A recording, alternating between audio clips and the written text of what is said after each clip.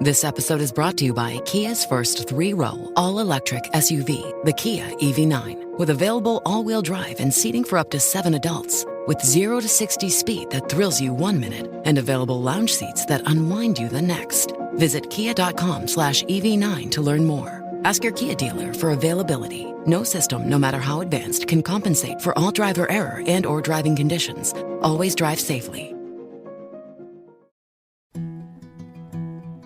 A science story, huh? These NYU scientists, I felt right. I was so And I just thought, well, I had figured it out. It was that golden moment. Because science was on my side.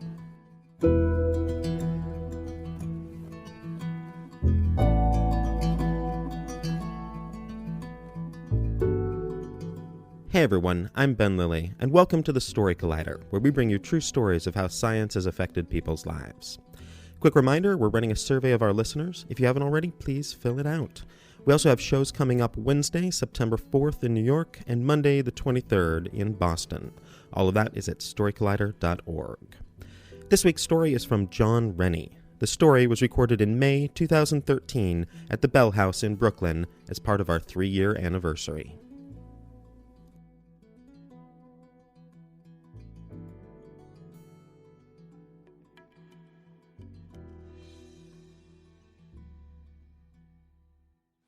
Back when I was working at Harvard Medical School as a lab technician, pretty much by definition, everyone there was smarter than I was. Of course, because I was just, some guy, it was the early 1980s, I was just some guy right out of college with my lousy bachelor's degree. I certainly really didn't even belong in the same thought with brilliant guys like Dan, the head of our lab, who was just, a genius cell biologist. In addition to the fact that he was this warm, enthusiastic presence, I would tell him about things I had done, and he would say, "Dynamite, Johnny, that's great news." He was the only person who called me Johnny. Dan, so he was very, very smart, and he was also, he was this warm mentor and friend to everybody who he knew. But it wasn't even just Dan. It was everybody. It was the grad students. It was the postdocs. They all knew so much more about science than I did. So you can imagine how dumbfounded I was the day that I walked into the lab and found Dan and his senior postdoc on their hands and knees scooping up mercury that had spilled onto the floor with their bare hands and dumping it down a sink. And I looked at this and I'm, trying to say, don't do that. That's incredibly dangerous for you and for whatever's on the other end of that sink. And they were saying, "Oh, no, we always used to do this all the time when we were kids. We would play with broken thermometers." And I would say, "That's not a broken thermometer. That's several ounces of liquid mercury." It was a broken container. It was like a milk container of mercury spilled all over the floor, and they're scooping it up with their hands. So I made the point to them that this really was not a safe thing to do, and I don't know that they really believed me, but they took my word for it enough that they stopped dumping it down the sink, and they let me call the environmental health services there at the medical school, and they came and vacuumed it up the way that it was supposed to be. There were a few more of these sorts of incidents, like the day that I was going into one of the old chemical cabinets, and I came across this jar of a chemical called picric acid, trinitrophenol. Now, the one fact that I actually remembered from my organic chemistry class was that picric acid is a close relative of TNT and is incredibly explosive. Now, not normally when it's in normal circumstances, when it's like in a solution of some kind, but if you let it dry out, it starts to become very, very dangerous. And in fact, my professor had made this, he would always talk about how every once in a while there would be like high schools and things would come across some sort of, little jar of this stuff that they would have to call the bomb squad to cart away because it had dried out and crystallized a little bit. And I'm standing here at Harvard Medical School looking at this 1-gallon drum that has crystals of picric acid hanging off the lid roughly 1.5 inches thick. So I go to Dan and I explained the situation in some way by like pointing at the jar and going, explosive! And, you know, Dan says, oh, Johnny, that jar's been in there for decades. I don't see any reason why that would be dangerous now. And I stammered out an answer like, chemistry! And, you know, so again, they let me call the environmental office, and I said, I've got a big jar of crystallized picric acid here. And they said, we'll be coming right over. So it was after that Dan decided to name me to be our lab's safety officer because I was apparently the responsible guy. Now, the joke of this is that at this point in my life, I sure didn't feel like the responsible guy. I mean, the whole reason that I was there working as a lab technician was that I had decided to postpone going off to graduate school because I nominally wanted to find out what the day-to-day working life of a scientist was like. But the reality, I know in retrospect, was that I was basically wrestling with the fact that I really wanted to work as a writer. And I was trying to rationalize how to do that. So I was spending all of my time doing the wrong work. So it was creating a real kind of cognitive dissonance that I had to deal with there. In addition, of course, as I said, this is my 20s, so there was the inevitable romance that goes wrong, and that caused all kinds of, Sturm and Drang, and it managed to, to join up with my natural genetic tendencies toward moodiness and melodrama, and basically, at that point in my life, I was going through what, in retrospect, I think it's safe to say was a little tiny bit of a nervous breakdown. And that meant that I was mostly kind of responsible, and then every once in a while I would have these kind of little psychotic breaks and do something really irresponsible and reckless. Example being the time I was out with some friends. We were driving around one weekend in a station wagon, and while we're traveling, I just decided it would really be fun for me to climb out onto the roof of the moving car, which I did. And it took me a good 10 seconds before any of them knew that I was actually gone from the car, which in my defense, I will say that the car was not actually moving that fast, and there were no other cars on the road, and when I did this, I was pretty sure that nobody cared whether I lived or died. So, anyway. Oh, thank you. It's very... Where were you in that? So this is my frame of mind as the lab safety officer.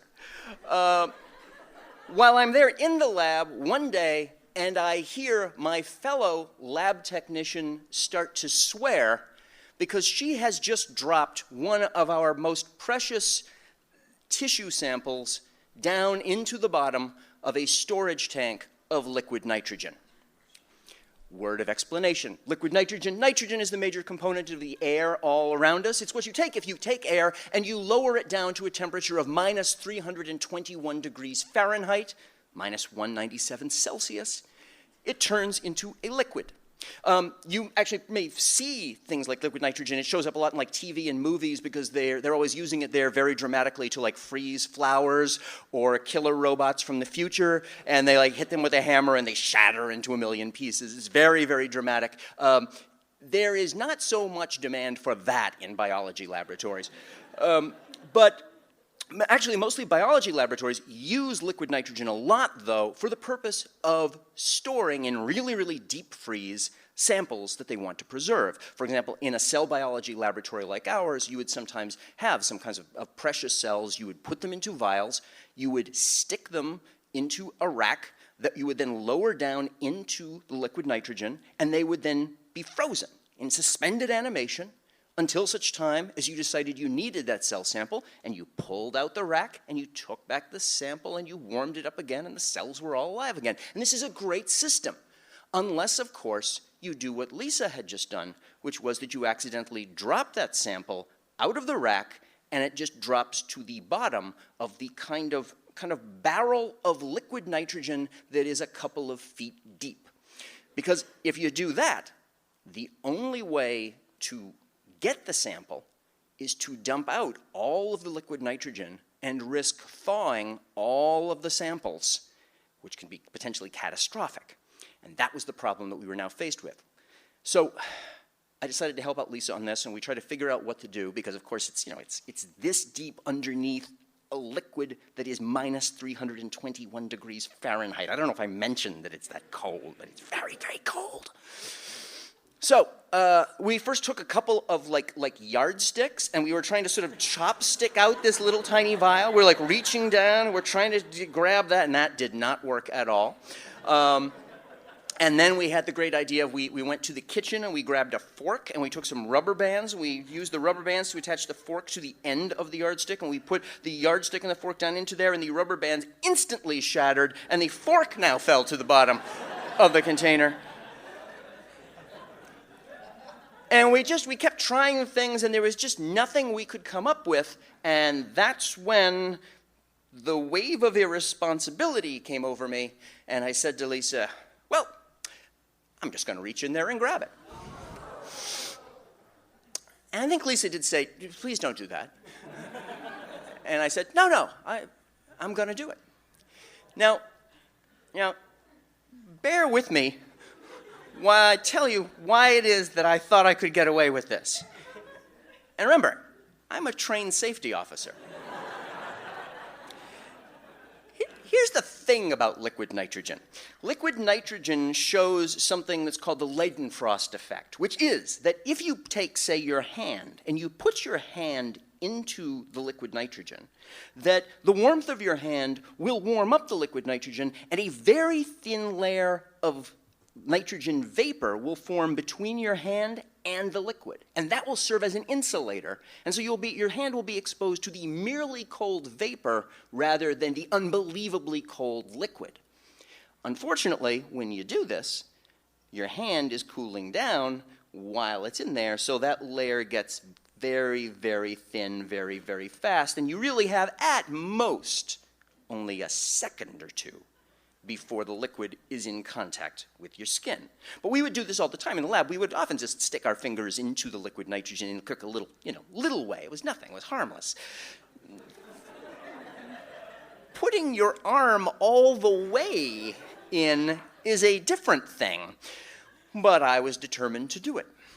So I was thinking ahead. I had a plan. I knew exactly what I was going to do. Step one, I started running some warm water because I knew when my hand came out, I was going to need to warm up my arm a lot. So I had the warm water going. Step two, I went over and I found the biggest loose cotton work glove that was in the lab, and I put it on my hand, and I shaped my hand into a claw because I knew as soon as I put my hand into the liquid nitrogen, the glove would freeze solid, and I wouldn't be able to bend it anymore. I'm thinking ahead. And with that, I walked over to the big container of liquid nitrogen, and I took a deep breath, and I plunged my arm in. Everything that I'm about to explain now happens in the space of 2-3 seconds at most. When you put your arm into a tank of liquid nitrogen,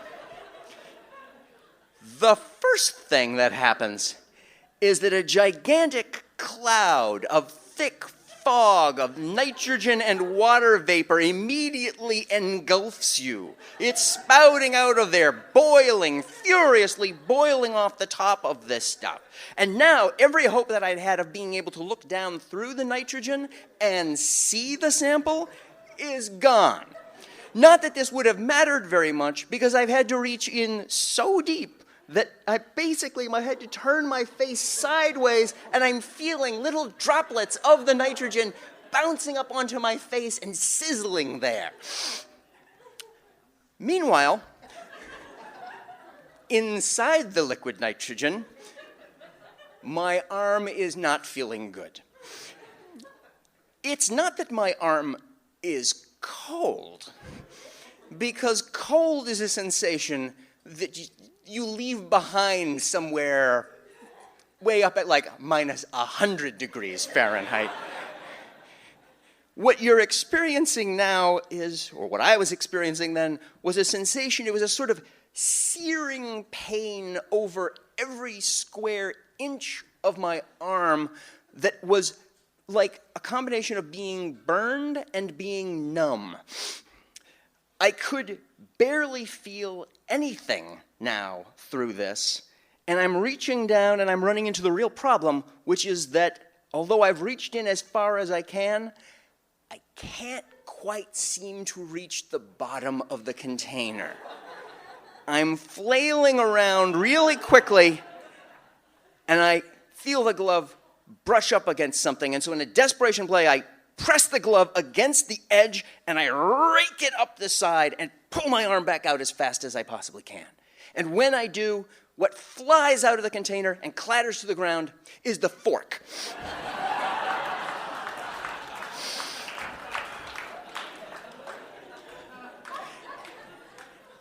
I shake loose the glove off my hand. I plunge my hand back into the warm water, which I have standing by, because I'm thinking ahead. And I start checking, and, my fingers now hurt with the cold, but I can actually tell that I have sensation in all of the fingers, and I take that to be a good sign. And basically everything is fine, except the one thing that I had forgotten to do was I didn't roll up my sleeve. Because I didn't roll up my sleeve, every fold and crease in the shirt sleeve froze to my skin. And as a result, for several weeks thereafter, I had a very interesting lattice of scars where every crease had been against the skin. Lisa looks at the fork and me with my hand in the water, and I don't suppose you want to do this again. I said, no, I don't think so. And so at that point, we knuckled under it. We went to Dan and explained the situation. And Dan was great, because Dan was a mature adult. Dan was very calm about the whole thing. He went over, he sized up the situation, he took all the nitrogen out of the tank, and then quickly we retrieved the sample that we needed. And then he just started putting nitrogen back into the tank. And yes, we wasted that much nitrogen, but in fact, because we did this all pretty quickly, none of the samples thawed out. No harm was actually done. And Dan said to me, Johnny, the work's important, but it's not worth hurting yourself over. And I was so touched in that moment to hear that kind of advice, because it's obvious. Yeah, I know it's obvious, but to hear that it was coming from someone like this, someone that I respected so much, and to hear that kind of forgiveness given in a spirit of nothing except just simple human compassion really touched me, knowing that he was driven that much by just sort of concern for me. Unless, of course, it was the early stages of the mercury poisoning. We may never know. Thank you.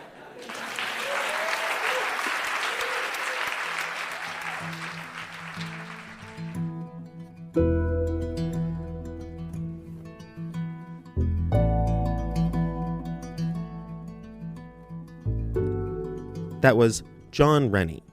John is an award-winning science writer, editor, and lecturer based in New York City. For 15 years, he served as editor-in-chief of Scientific American. Currently, he is the host of the Weather Channel's Hacking the Planet.